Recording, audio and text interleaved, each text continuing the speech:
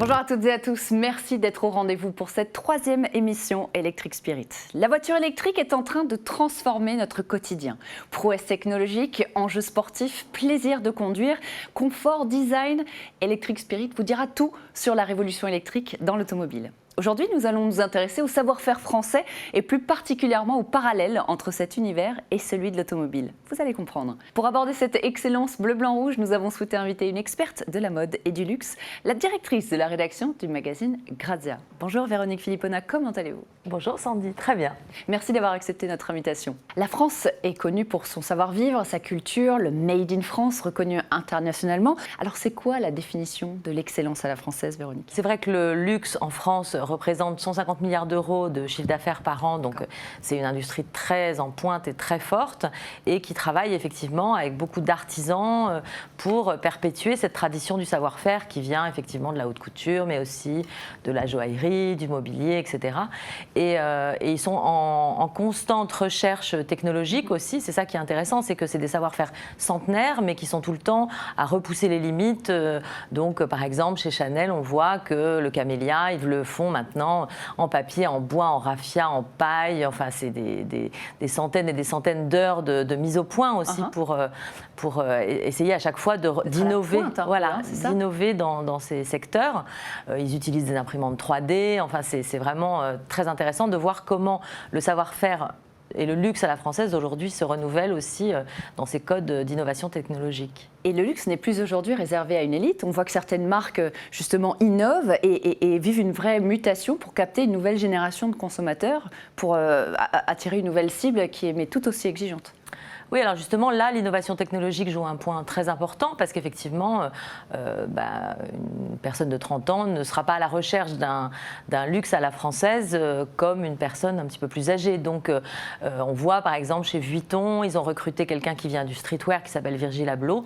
Et donc, voilà, il travaille à la fois avec l'atelier tailleur, avec les artisans de chez Louis Vuitton, mais il a cette patte un peu urbaine qui effectivement est très intéressante. L'excellence à la française n'est plus l'apanage de la mode, de la cosmétique ou même de la gastronomie. On le retrouve dans certains domaines auxquels on n'aurait pas forcément pensé, justement à l'automobile. Oui, c'est très intéressant comme les industries françaises s'approprient aussi le savoir-faire à la française pour faire évoluer leurs propres produits. Et donc, je pense que dans l'acte d'achat aujourd'hui d'une voiture, il y a d'autres choses qui rentrent en ligne de compte. Bon, évidemment, la performance, la sécurité, les valeurs aussi d'écologie, etc. Mais il y a aussi un truc qui est très fort, c'est la personnalisation. C'est-à-dire qu'on veut être bien dans sa voiture comme dans sa maison. Et donc, je pense que les marques de voitures aujourd'hui travaillent beaucoup à faire que chaque voiture soit différente, en fait, à l'intérieur et à l'extérieur. Et justement, Véronique, certaines marques n'hésitent pas à mettre un point d'honneur, à offrir à leurs clients une expérience unique. C'est le cas de la marque DS Automobile qui nous a ouvert les portes d'un lieu incroyable. Vous allez voir leur studio de design où sont pensés leurs modèles de demain. Reportage dans les coulisses de la marque. La spécificité de notre travail chez DS, c'est de focaliser sur la main de l'homme et l'artisanat et le savoir-faire qui est lié à tout ça. On a un métier très manuel, très artisanat et en fait on va vers l'excellence. DS est basé en fait sur le raffinement et la technologie. Le métier de designer intérieur, c'est de créer les véhicules de demain avec diverses inspirations et de définir l'identité d'une marque, donc comme la marque DS, qui est basée sur des fondamentaux, le raffinement et la technologie.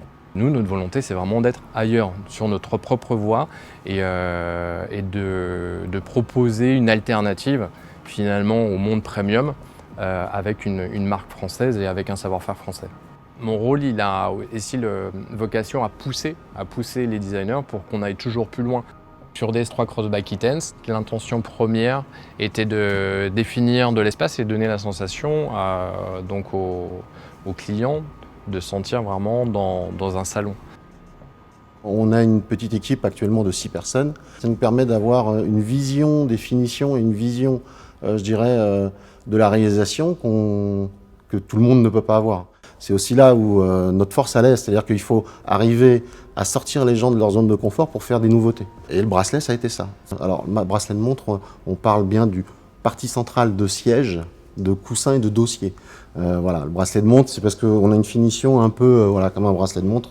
C'est en gros des petits carrés qui se décalent. Et cette création est issue d'un concept car et on en est quand même très fiers. La spécificité de notre travail chez DS, c'est de focaliser sur la main de l'homme et l'artisanat et le savoir-faire qui est lié à tout ça.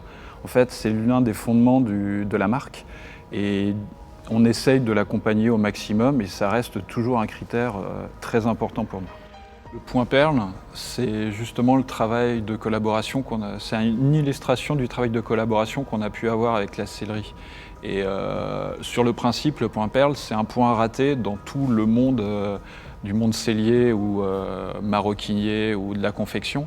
Et nous, on a voulu le transformer en point emblème pour la marque. C'est là où on utilise presque ce principe de la crème renversée pour faire quelque chose d'identitaire et a priori apprécié dans nos voitures. Sur DS3 Crossback, en fait, c'est aussi toute l'atmosphère intérieure qu'on a travaillé. Sur l'E10, c'est tout un intérieur clair, effectivement, qui est très détaillé, avec un niveau de matelassage sur les accoudoirs, sur la planche de bord, et ça a été aussi très important pour nous. L'idée de détonner et de création, c'est l'un des principes de nos travaux, en fait. C'est une base de notre travail pour se différencier. Ça nous permet d'être dans notre temps et d'étonner encore et encore.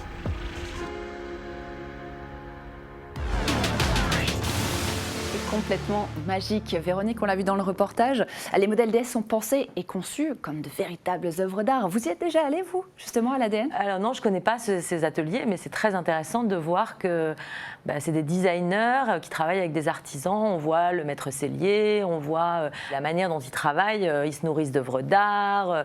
Ils font un travail de design et de recherche qui est super intéressant. Véronique, c'est quelque chose que vous soupçonniez, justement, de cette manière de concevoir l'automobile aujourd'hui? Alors, c'est amusant de voir ce reportage parce qu'on a vraiment l'impression d'être dans un atelier de haute couture et on voit que, alors il y a tout un tas de métiers qui travaillent ensemble. Donc d'abord les designers qui se nourrissent de l'air du temps, qui travaillent en amont sur les techniques, les couleurs, les matières. Et puis après, il y a la mise au point effectivement des modèles et des prototypes qui seront ensuite fabriqués industriellement. Et on voit effectivement que c'est des maîtres selliers comme on pourrait trouver dans des grandes maisons de luxe françaises. Donc par exemple sur le cuir, c'est très étonnant, mais on voit bien que la mise au point par exemple d'un siège, la manière dont est traité le cuir d'une seule pièce, ce qu'ils appellent, je crois, le cuir bracelet. C'est des techniques qui sont longues à mettre au point et ça demande aussi beaucoup de recherche. Qu'est-ce qui lie finalement tous ces acteurs de l'excellence à la française ? Je pense que DS, en fait, aujourd'hui, capitalise sur son Made in France, ses origines parisiennes. On sait que c'est la voiture mythique du général de Gaulle, on l'a vu dans beaucoup de films. Il y a même un article de Roland Barthes, un sémiologue très connu, qui a fait un article qui s'appelle dans son livre Mythologie. Et donc, c'est un petit morceau de la Tour Eiffel, quoi, de la même manière qu'une robe Dior, c'est un petit morceau de la Tour Eiffel. Donc, je pense qu'effectivement, aujourd'hui, c'est intéressant de voir comment le savoir-faire, l'artisanat, les capsules aussi qu'ils peuvent faire avec des grandes maisons ou des métiers d'art comme le Sage ou Givenchy, ça apporte effectivement à la fois dans le storytelling de la marque, mais aussi dans la manière dont la voiture est pensée.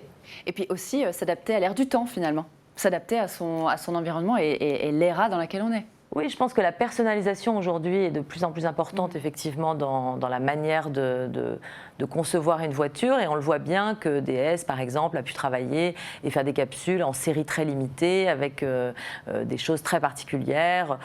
Givenchy par exemple, je me souviens que dans l'accoudoir il y avait donc une trousse de make-up, et donc c'est amusant de voir comment effectivement une industrie se renouvelle et réfléchit à la manière d'apporter à son client finalement une expérience la plus proche de sa demande, quoi, et même de générer de la demande grâce à ces idées. Absolument. Merci beaucoup Véronique d'avoir été mon invitée en plateau. C'était très intéressant d'avoir cette expertise mode et puis de la mettre en parallèle avec l'univers auto. Grâce à vous, nous avons compris que ce savoir-faire à la française et automobile vont de pair, en particulier pour DS Automobile, le raffinement se cachant dans les innovations technologiques de pointe, mais aussi dans les petits détails.